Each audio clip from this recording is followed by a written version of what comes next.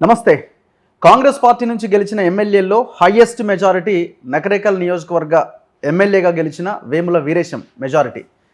దాదాపు 68,800 చిల్లర మెజారిటీతో ఆయన చిరుమర్తి లింగయ్య పైన గెలిచారు.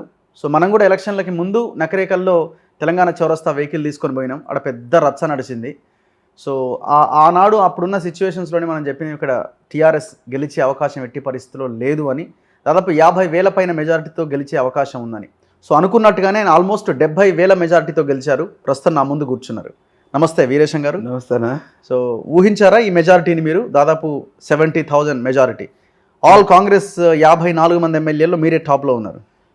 అవతల వాళ్ళ టెంప్టేషన్, అవతల వాళ్ళ భయము, అవతల వాళ్ళు చేస్తున్నటువంటి కవ్వింపు చర్యలు చూసిన తర్వాత ప్రజలు నాకు భారీ మెజారిటీ ఇస్తారనే నమ్మకం అయితే వచ్చిందన్న. ఆ నమ్మకము మనం రిజల్ట్ వచ్చిన తర్వాత చాలా స్పష్టంగా అనిపించింది. మీలాంటి వాళ్ళు వస్తే, కనీసం మీలాంటి వాళ్ళు వచ్చి ప్రజలతో మాట్లాడేటువంటి పరిస్థితి, మాట్లాడేటువంటి ఒక ఫ్రీడమ్ లేకుండా చేశారు కదా. అంటే మీ గురించి తెలుసు, మీరు ఎంత డైనమిక్గా ఉంటారు, ఇట్లాంటి విషయాలకు మీరు భయపడరని కూడా తెలిసి కూడా మీ మీద కూడా కవింపు చర్యలు చేసిన తర్వాత ప్రజలు ఎట్లా యాక్సెప్ట్ చేస్తారన్న. కాబట్టి కొట్టుడు కొడితే అయిపోయింది. సో మీరు ఎంత అనుకున్నారు మెజారిటీ? యాక్చువల్గా నేను 50 దాటుద్ది అనుకున్నానా, అది 60 దాటింది. నియరెస్ట్ 70. సో బాగా ఖర్చు అయి ఉంటుందేమో ఈ 70,000 మెజారిటీ. నాకడ పెట్టడానికి ఏముందన్న, ఖర్చు లేదు కదా. అంతేనా?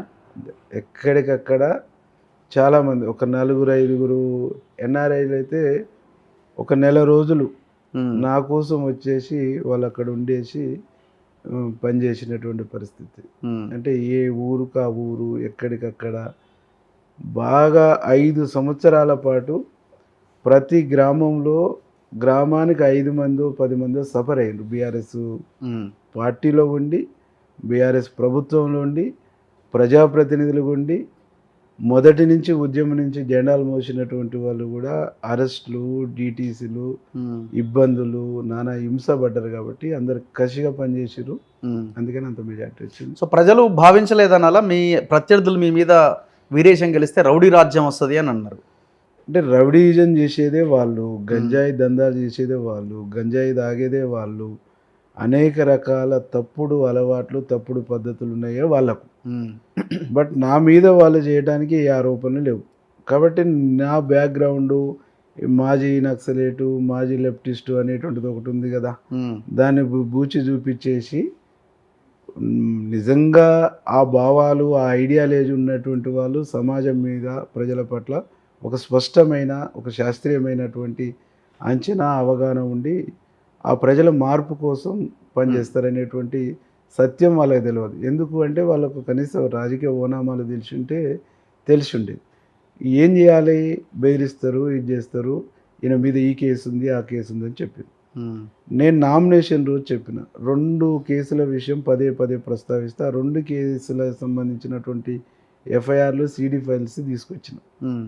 దీంట్లో వీరేశం అనేటువంటి పేరు కన్ఫ్యూజన్ స్టేట్మెంట్లను, ఇచ్చిన పిటిషన్లను, లేదు ఛార్జ్షీట్లను ఎక్కడ ఒక అక్షరం ఉన్నా నేను ఎన్నికల నుంచి తప్పుకుంటా, మీరు రెడీనా అంటే మళ్ళీ దాంతో తోకముడుస్తారు, ఆన్సర్ ఉండదు. ఓకే.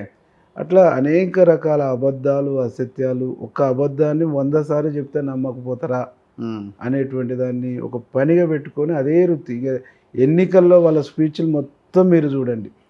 126 గ్రామ పంచాయతీలు, 2 మున్సిపాలిటీలు, 3 నాయకులు, 2 మంత్రులు, ఒక ముఖ్యమంత్రి, ఈ వచ్చిన అన్ని సభలలో చూడండి. నకరేకల్ అభ్యర్థి, నకరేకల్లో ఇంకా 2-3 లీడర్లు మాట్లాడిన మాటలు మొత్తం ఇవే.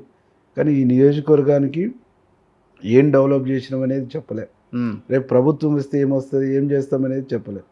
కేవలం వీరేశాన్ని తిట్టడం, మా నాయకులైనటువంటి కోమటిరెడ్డి వెంకరెడ్డి గారిని, రాజగోపాల్ రెడ్డి గారిని, రేవంత్ రెడ్డి గారిని, పొంగులేటి శ్రీనివాసరెడ్డి గారిని, వీళ్ళని తిట్టేటువంటి కార్యక్రమమే పెట్టుకోరు. అంత మమ్మల్ని తిట్టడమే వాళ్ళది ఒక ఎజెండా. అలా ఎన్నికల మేనిఫెస్టో ఏది ఉందంటే మమ్మల్ని తిట్టడమే.